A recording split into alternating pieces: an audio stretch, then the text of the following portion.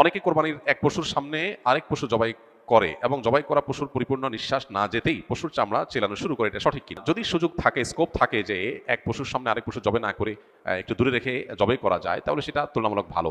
সবসময় এই সুযোগ থাকে না, বিশেষ করে অনেক পশু এক জায়গায় থাকলে, বিশেষ করে আপনার বড় বড় আপনার স্লটার হাউসগুলোতে যখন পশু জবাই হয় তখন এটার এভাবে মেনটেন করা সবসময় সম্ভব হয় না, কিন্তু স্কোপ থাকলে কর্তৃপক্ষের সেই ব্যবস্থা করাটা উত্তম, এতে কোনো সন্দেহ নেই।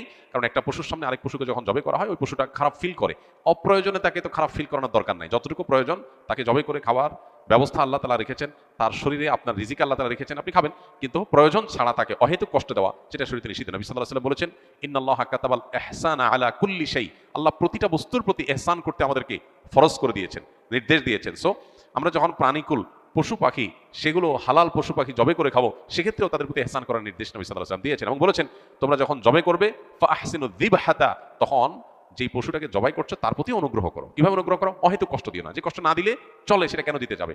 এই জন্য তিনি বলেছেন, তোমরা জবে করার আগে চাকু বা ছুরি ভালো করে ধার দিয়ে নিবে, কারণ ভোঁতা ছুরি নিয়ে তুমি যদি জবে করতে যাও তাহলে তাকে বেশি কষ্ট দিতে হবে। বেশি কষ্ট দিয়ে কেন তুমি তাকে জবে করবে, যেটা কম কষ্ট দিয়ে করা সম্ভব। এই জন্য এই জিনিসটা একটা গুরুত্বপূর্ণ দিক। আরেকটা হলো যে পশু জবের পর যে তার চামড়া ছিলা শুরু করা প্রাণ বের হওয়ার আগে, খুবই গর্হিত কথা।